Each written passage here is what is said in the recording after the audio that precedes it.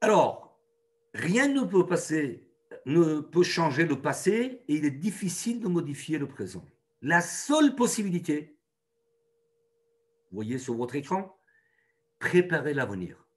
Et oui, voilà pourquoi planifier un plan d'action, prévoir, c'est à la base de toutes les réussites. Alors la gestion du temps, ça peut paraître quelque chose d'extraordinaire ou improbable, mais ça va permettre d'optimiser votre temps et ça commence par prévoir l'imprévisible. Quand j'arrivais dans les séances de coaching pour les entreprises, j'écrivais ça sur un tableau de bord ou c'était en digital projeté sur l'écran, prévoir l'imprévisible. Et les gens, ils commençaient à avoir le sourire. Comment prévoir quelque chose qui n'est pas imprévisible? Restez attentifs. À la fin de cette formation, vous allez voir que c'est possible. Impossible is nothing. Impossible n'est rien. Et quand vous avez commencé à apprendre à gérer votre temps, vous verrez les résultats en 3 termes. En termes d'attitude, c'est le premier, puisqu'il faut accepter le changement, il faut accepter les nouvelles méthodes pour réussir. Ensuite, en termes de connaissances, c'est ce qu'on appelle le savoir. Par contre, comme je le dis souvent, il y a énormément de personnes qui ont des savoirs gigantesques, mais ils ne mettent pas à l'application. C'est-à-dire, ils ne transforment pas en savoir-faire, en compétences.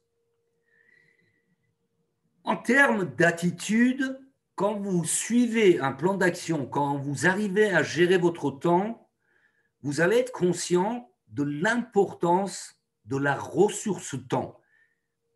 Parce que dans une journée, il y a 24 heures et c'est 24 heures pour tout le monde, pour tous les individus sur la Terre. Par contre, il faut prendre conscience que cette ressource temps, c'est un capital énorme, c'est de l'or. Voilà pourquoi on parle le temps, c'est l'argent. Et de l'impact sur son comportement et l'efficacité personnelle. Il faut accepter le changement. Tout démarre par cet élément. Et modifier certaines habitudes pour améliorer, pour aller vers de meilleurs résultats. Et pour cela, il faut être motivé et adopter les méthodes et les outils qui sont structurés que aujourd'hui, je suis en train de vous l'apporter d'une manière très naturelle. Ensuite, en termes de connaissances. En termes de connaissances, en suivant un plan de gestion de son temps, vous allez déterminer quelles sont vos forces, quelles sont vos faiblesses et l'emploi du temps que vous avez réellement dans une semaine, 7 jours sur 7. Puisque statistiquement est chiffré que chaque personne a plus de 40 heures de libre dans une semaine, quelle que soit sa position, qu'il soit un PDG de holding, de multinationale, qu'il soit un networker, qu'il soit un employé, qu'il soit un ouvrier, qu'il soit un fermier, quel que soit le métier, nous avons tous et toutes plus de 40 heures de temps qu'on gaspille en quelque sorte. Il faut identifier les principales sources de stress. Puisque, qu'est-ce qui fait que nous arrivons à des résultats quand on a une bonne gestion de son temps? C'est parce qu'on arrive à gérer le stress. C'est comme ça qu'on arrive à reconnaître aussi dans quel domaine nous perdons du temps. Et vous allez découvrir tout ça dans les images suivantes. Et la déconcentration. Puisque le stress nous amène à perte de temps amène à la déconcentration, et il faut décrire tout ça. Il faut décrire, il faut les inscrire sur un cahier. Pourquoi j'insiste? Les outils indispensables, c'est un cahier et un stylo pour prendre des notes, parce que le cerveau enregistre et on a plus de facilité pour passer à l'application. Et bien évidemment, quand on détermine les facteurs et la durée d'exécution d'une tâche, on sait ce qu'on fait, on sait combien de temps on va mettre Et bien évidemment, il faut se donner une date d'échéance, c'est-à-dire déterminer un objectif dans le temps. Comme je vous l'ai dit la semaine dernière, j'avais programmé tout mon agenda de l'année 2021, de mois de janvier au 31 décembre 2020. Donc, une fois que vous avez une date d'échéance pour chaque objectif, c'est plus clair. Et vous allez synchroniser plusieurs choses que vous avez. Imaginez, vous êtes en train de développer Claude One, vous développez votre réseau, vous développez correctement, mais de l'autre côté, comme tout le monde a une vie de famille, a des objectifs, vous êtes en train de construire une maison. D'accord? Vous suivez votre chantier, bien qu'il y a un maître d'œuvre, il y a un conducteur de travaux, etc. Mais bien évidemment, c'est tout à fait naturel que vous suivez l'avancement de construction de votre maison. C'est deux choses différentes. Pour la deuxième partie, c'est-à-dire la construction de votre maison, vous n'avez pas trop le choix. Vous avez fait confiance à un maître d'œuvre, un architecte et une équipe qui avance les travaux de votre maison. Donc, vous avez la date d'échéance. Par contre, pour vous-même, il faut déterminer dans le temps ce que vous souhaitez, votre objectif. Et bien évidemment, entre ces activités, avoir une synchronisation, consacrer à chaque chose un temps accordé, c'est ce qu'on appelle la planification. Pour arriver en termes de compétences, quand vous avez acquis tous ces éléments, que vous avez bien saisis et vous les appliquez, vous arrivez à limiter les sources de stress.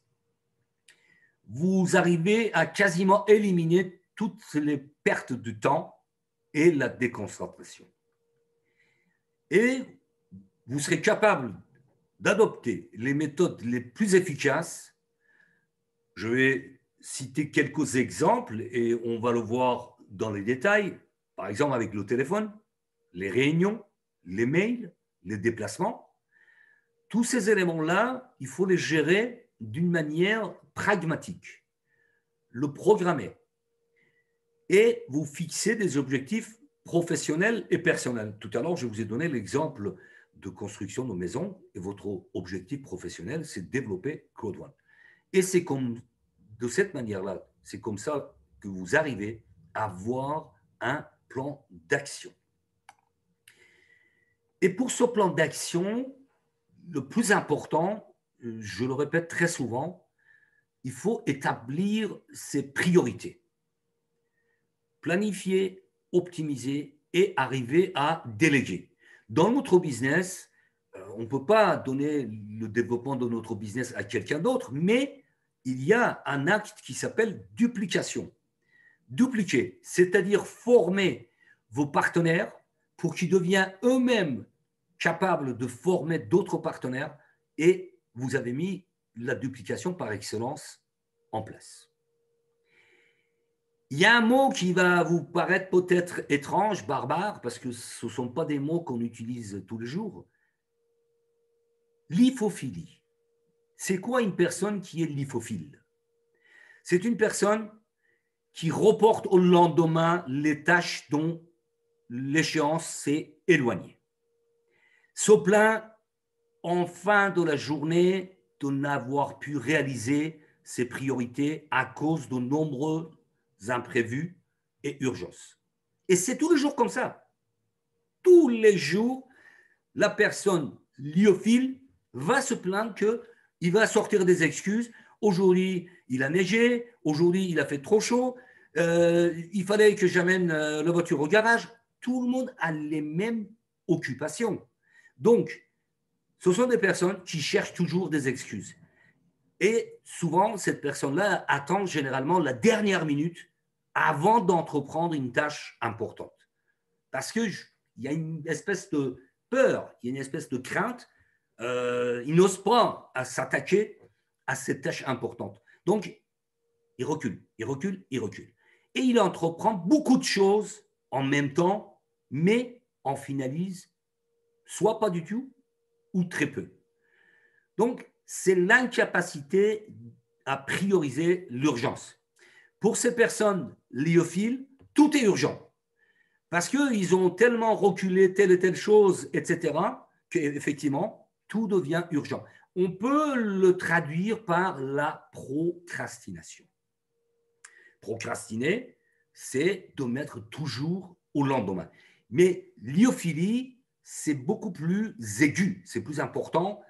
Et il y a des remèdes, bien évidemment. C'est pouvoir gérer son temps, éliminer le stress, éliminer tous les temps perdus et mieux profiter d'un planning et sa journée.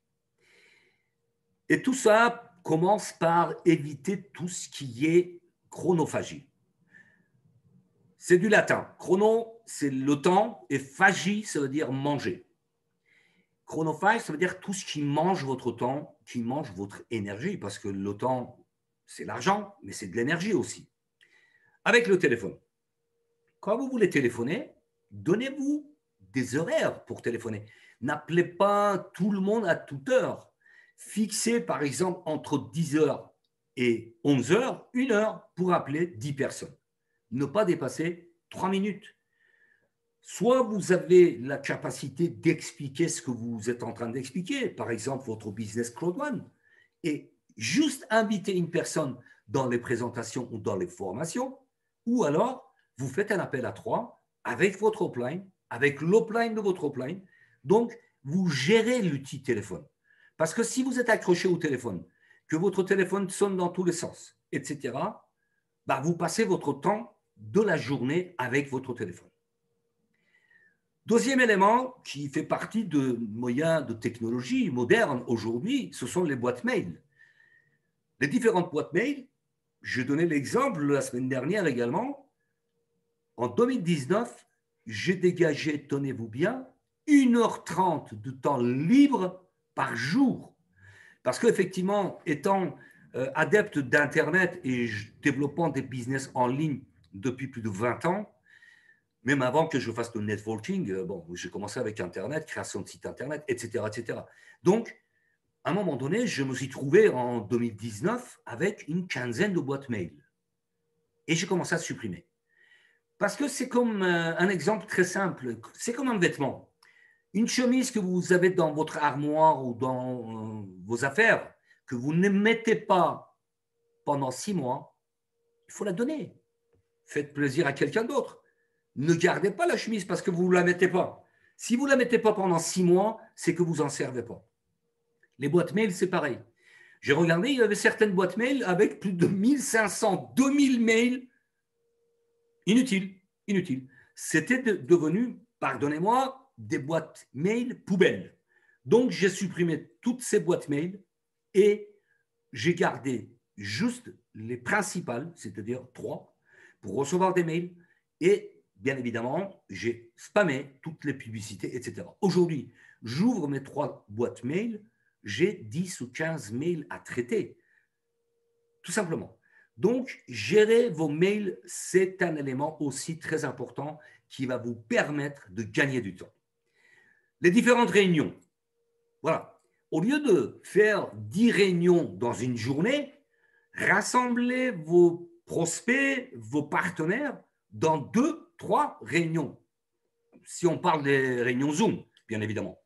Même si c'est des réunions en salle, vous voyez, quand on fait des présentations en salle, on ne le fait pas pour 2 personnes, pour 10 personnes, on le fait pour 50, 100, 200, 300 personnes. Donc, rassembler vos réunions aussi dans une journée va vous permettre de gagner du temps. Je devais le mettre en rouge. J'ai marqué avec son entourage. Il faut savoir dire non. Pourquoi? Parce que être gentil, être poli, bien évidemment, ça fait partie de mes devises de la vie au quotidien. Mais j'ai appris, il y a à peu près 15 ans, quelqu'un qui me demandait quelque chose, je disais oui, oui, oui, oui. Ce qui fait, c'est quand vous êtes quelqu'un de parole, quand vous dites oui et vous faites tout pour le faire, l'acte pour lequel vous vous êtes engagé, ça va vous perturber votre planning. Ça va dévier votre journée. Donc, si vous avez un planning à respecter, et vous allez voir que vous aurez du temps pour votre entourage également, je vais vous donner même le chiffre, vous aurez 40% à consacrer à vos amis, à vos familles et toutes les personnes qui vous sont chères, qui viennent vous solliciter. Et vous allez comprendre pourquoi. Mais il faut savoir dire non. C'est-à-dire que s'il y a une personne qui vient vous solliciter pour telle chose pendant le programme, que vous avez autre chose à faire, de dire non. Je ne suis pas disponible, je répondrai plus tard. C'est aussi simple que ça. Il faut oser dire non. Et sincèrement, je l'ai mis en application, maintenant ça va faire 16 ans. Voilà. En 2005, j'ai commencé à dire, d'accord, être gentil, c'est bien, mais quand je dis oui, j'y vais jusqu'au bout pour le faire et ça va changer mon programme. Dans l'organisation de votre bureau, si vous avez un bureau, ranger les papiers, mettre dans l'ordre de priorité, tout ce qui est traité, vous le mettez d'un côté. Moi, j'ai une habitude, quand c'est traité, je le mets dans un range-papier, tout simplement. Je sais qu'ils sont là, tout simplement. D'accord? L'organisation de votre bureau aussi, c'est un élément important. Vous voyez quelqu'un d'organisé, vous arrivez, son bureau est nickel. Il y a peut-être une feuille de papier, un stylo, son ordinateur. Par contre, quelqu'un de désordonné, il y a des tonnes de papier dans tous les sens. Il y a peut-être sa tasse de café d'un côté, une canette de boisson de l'autre. Donc, l'organisation de votre bureau également, ça va permettre de gagner du temps.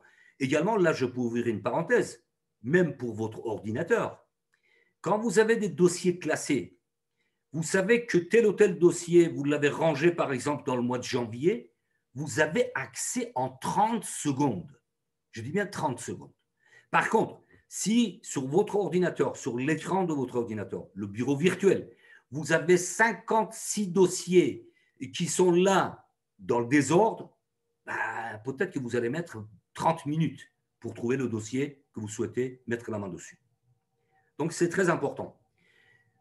Dans l'organisation de votre déplacement également, si vous ne l'organisez pas, vous allez partir à l'aventure. Vous allez partir, peut-être que vous allez avoir des empêchements, des imprévus. Donc, il faut programmer aussi votre déplacement pour gagner du temps. C'est très important. Mon agenda, chaque semaine, même sur 2 semaines, c'est programmé du lundi au dimanche. Je dis bien au dimanche. Même si j'y vais chez des amis, je le note. Je sais que tel dimanche, bah, pour ne pas oublier, je vais voir des amis, on va partir au bord de la mer, etc., etc. Donc, organiser vos déplacements aussi, ça permet de gagner du temps. Et mesurer la productivité d'une journée. C'est hyper important.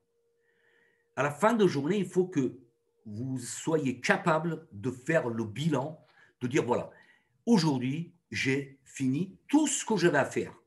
Et si c'est le cas, félicitez-vous. Dites, voilà, j'ai fait une journée positive, j'ai terminé, j'avais une journée productive et demain, je vais faire mieux. Donc, c'est très important de mesurer, de faire le bilan de chaque jour. Et, bien évidemment, l'élément important, c'est marqué en rouge, traitez les véritables urgents. Ne soyez pas, de toute façon, 100% n'existe pas. Il y a toujours un pourcentage faible pour aller jusqu'à un pourcentage important. Nous sommes tous plus ou moins liophiles, procrastinateurs. On met toujours au lendemain, ben je vais faire demain, etc., etc. Mais après, tout devient urgent, comme je vous ai expliqué. Voilà pourquoi il faut traiter les véritables urgences. Et maîtriser votre temps, c'est en 3 parties. D'abord, connaître vos motivations et prévoir tout ce que vous souhaitez mettre en place dans votre planning. Dans le rectangle à côté, vous voyez se concentrer sur le haut rendement. Rassurez-vous, je vais vous expliquer ce que c'est haut rendement. À côté, vous l'avez en rouge, très simplement, rentabiliser votre journée et chaque heure. Je dis bien chaque heure.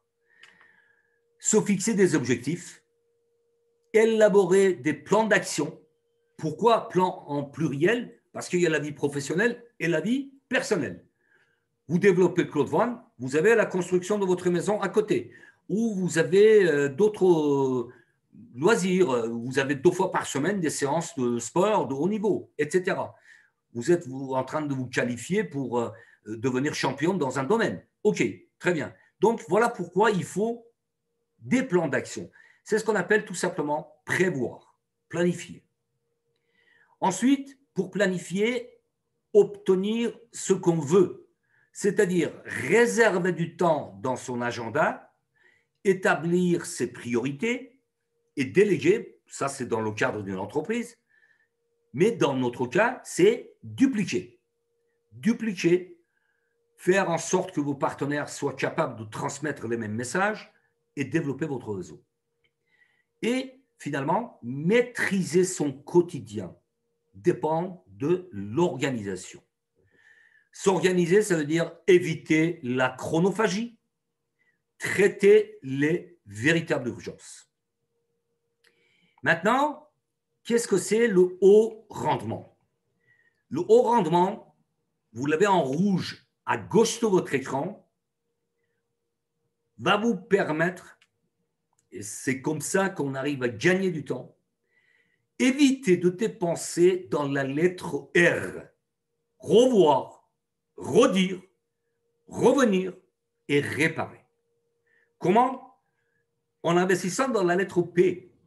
Vous rajoutez un P devant chaque, va devenir un autre verbe qui vous fait gagner du temps. Prévoir, prédire, prévenir, préparer. Voilà comment on arrive à un haut rendement. C'est-à-dire, comme je le dis dès le départ de cette formation, un jour en vaut 3.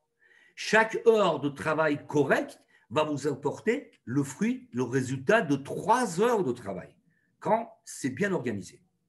Dites adieu à revoir, redire, revenir, réparer et appliquer, prévoir, prédire, prévenir, préparer, anticiper, planifier et, bien évidemment, éliminer tous les éléments chronophages qui vous mangent du temps et de l'énergie. Pour ça, il y a une méthode très simple, faire des pas. C'est un jeu de mots, puisque un pas, c'est le premier pas qui va vous permettre d'avancer dans une action, mais pas, c'est distingué par préparer, agir et suivre. Préparer, c'est se planifier un moment de réflexion également. Comme je vous le disais, à la fin de journée, vous faites le bilan. Est-ce que vous avez fait tout ce que vous aviez prévu dans la journée? Par exemple, cette journée de mercredi 13 janvier 2021. C'est très important de prendre le recul et de voir si ça fonctionnait, de faire en sorte de faire mieux. Et si ça n'a pas été le cas, corriger le tir et faire en sorte de améliorer votre plan d'action. Agir, c'est aussi se concentrer sur l'action et être disponible à l'écoute. Parce que c'est en étant en écoute avec vos partenaires que vous arrivez à développer votre réseau. Je précise bien dans notre business de crowd networking, dans Crowd One. Si vous êtes disponible, si vous vous rendez auprès de vos partenaires disponibles et vous êtes à l'écoute, vous allez résoudre leurs préoccupations et vous allez améliorer vos résultats. Et suivre, bien évidemment, assurer le suivi prévu. Et comme je le disais, faites le bilan pour chaque action et corrigez, améliorez pour avancer vers des résultats corrects. En résumé, pour cette matinée, je peux vous donner les 7 règles de la planification qui sont là. Cette matinée est enregistrée, mais bon, l'essentiel, c'est que vous ayez vous-même un cahier et un stylo pour suivre et avancer avec tout ce que vous mettez en place. C'est très important. Si aujourd'hui, pour la 2e séance, vous n'avez pas encore un cahier, munissez-vous d'un cahier et un stylo, plusieurs stylos, pour la semaine prochaine, parce qu'il y aura une suite pour le domaine, pour le sujet que vous allez découvrir. Maintenant, nous allons voir les 7 éléments ensemble. Je vais un petit peu détailler tout ça. Le premier élément, c'est de commencer par la priorité numéro un. Aujourd'hui, mercredi le 13 janvier, pour moi, la priorité numéro un, c'était d'assurer cette formation, être disponible et bien évidemment vous apporter le meilleur que je peux. C'était l'objectif d'aujourd'hui. Ensuite, pour la semaine, bien évidemment, j'ai une présentation ce soir, demain, jeudi, j'ai d'autres occupations. Toute la semaine est programmée. Et pour le mois, c'est ce qui vous a amené, qui va vous apporter une planification sur toute l'année. À la limite, si vous démarrez déjà par un mois, c'est extraordinaire. Il faut mettre le pied à l'étrier. Si ce n'était pas dans vos habitudes, donnez-vous l'habitude de planifier votre journée, la semaine et le mois. Après, si vous êtes capable d'aller plus loin, prévoir pour les 3 mois à venir, pour les 6 mois à venir et toute l'année jusqu'au 31 décembre 2021, c'est encore mieux. Deuxième, c'est fixer le début et la fin de toute activité. Vous voulez devenir directeur une étoile? OK. Donnez-vous une date butoir, c'est-à-dire le 30 juin 2021, dans 5 mois et demi, c'est très raisonnable de devenir directeur une étoile. Et le mettre sur votre agenda et vous donner tous les moyens de cette date fixée. Imaginons, vous avez pris la décision aujourd'hui même, le 13 janvier 2021, vous dites voilà, pour moi, devenir directeur une étoile, c'est décidé, je vais le faire au maximum. Si vous le faites avant, c'est tant mieux, c'est que vous avez vraiment tout compris. Par contre, si vous le faites au 30 juin 2021, ça serait génial. C'est-à-dire que vous avez fixé une date de début et la fin de cet objectif. Troisième, c'est garder, ça c'est très important, c'est là où vous allez comprendre comment on peut dégager 40% de temps libre dans une journée. Garder des marges de manœuvre entre chaque activité planifiée. Exemple encore pour cette formation de ce matin, 11h hors Paris, hors Europe. J'aime bien ne pas, l'élément très important, ne pas subir en aucun cas le stress. Depuis des années, je fais en sorte d'être toujours dans le calme, dans la sérénité, avancer sans stress. Ce matin, à 10h, tout était prêt. Mon PowerPoint était prêt déjà depuis 2 ou 3 jours. J'ai testé la connexion dans la salle Zoom. J'ai testé les écrans de contrôle. Donc, tout était prêt 1 heure à l'avance. C'est-à-dire, écoutez bien, tout simplement, si jamais il y avait une quelconque anomalie, connexion d'Internet, mon navigateur qui ne s'ouvre pas, ou mon ordi qui se met à faire des mises à jour, etc., j'avais 1 heure de temps pour connecter un autre ordinateur ou une autre tablette pour pouvoir assurer cette formation. Donc, garder des marges de manœuvre. Ça permet déjà d'une part d'assumer ce que vous avez pris comme engagement, première chose, et deuxièmement, ne pas avoir de stress. Un autre exemple, je vais aller faire des courses. Je n'y vais jamais dans une fourchette où il y a du monde, première chose. Donc, je choisis le moment où je vais faire des courses. J'y vais entre midi et 2. Normalement, les gens, ceux qui travaillent, ils ne sont pas là, ils sont en train de déjeuner entre amis. Ceux qui sont à la maison, bah, ils ne vont pas aller entre midi et 2 parce qu'ils sont en train de déjeuner avec les enfants, etc. Ce qui fait que j'ai plus de facilité de circuler, remplir mon caddie, etc., etc. Je gagne du temps, d'une part, mais aussi, je prévois 1/4 d'heure avant de partir et 1/4 d'heure après. En gros, je prévois 1 heure de marge pour être au rendez-vous, au prochain rendez-vous sur mon agenda. Prévoir des marges de manœuvre, c'est l'élément primordial, indispensable dans votre agenda. C'est très important. Prendre des rendez-vous avec vous-même, je l'ai expliqué plusieurs fois. Faites le bilan à la fin de journée. Prenez 5-10 minutes pour voir qu'est-ce qui a bien fonctionné, qu'est-ce qui a moins bien fonctionné et corriger le tir. Encore une fois, très très important, si vous dupliquez si vous déléguez à vos partenaires tous vos savoirs, qui devient aussi capable que vous pour développer votre réseau, vous avez tout gagné.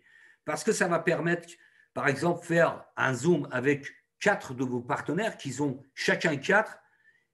Vous transmettez tous ces éléments, comme cette formation. Vous êtes plus de 50 personnes, près de 60 personnes dans la salle. Je vous en félicite parce que vous êtes des personnes motivées, vous souhaitez avancer, vous souhaitez atteindre vos objectifs en cette année 2021. C'est très important. Donc, dupliquer, c'est important aussi pour avoir une bonne planification. Et bien sûr, à inscrire, je le répète sans cesse, il faut qu'il soit écrit la préparation et le suivi déterminé dans le temps. Et bien évidemment, si vous n'avez pas d'agenda, je vous conseille fortement, cordialement, de vous munir d'un agenda, acheter un agenda. Cet agenda, vous l'ouvrez tous les matins parce que vous voyez ce qu'il y a à faire dans la journée. C'est ce qui permet, c'est cette règle de planification de remplir votre agenda maximum à 60%. Vous aurez 40% de temps libre pour les imprévus, pour passer du temps avec vos amis, avec votre famille, avec vos proches et réussir de meilleure façon. Donc, prévoir l'imprévisible devient possible. J'ai terminé avec cette séance de gestion du temps. La semaine prochaine, je vais vous détailler ce que c'est l'art de la communication. La communication, c'est la base de toutes les réussites. C'est un des éléments primordiaux pour mieux communiquer, pour bien développer son activité. Une nouvelle fois, je vous souhaite une très très bonne année 2021. Portez-vous bien. Mettez en application tout ce que vous apprenez. Ne mettez pas au lendemain. Appliquez tout ce que vous avez appris dès maintenant, dès aujourd'hui. Et je vous souhaite une excellente journée, excellente semaine. N'oubliez pas de réclamer vos rewards. Et bien évidemment, je vous dis à très vite dans les présentations, dans les formations et bien évidemment dans les coachings de chaque semaine. J'aurai d'autres partenaires, conférenciers et bien évidemment formateurs pour vous apporter toutes nos expériences gracieusement pour vous accompagner, pour que vous soyez au meilleur pour atteindre vos objectifs. Très bonne journée et à bientôt.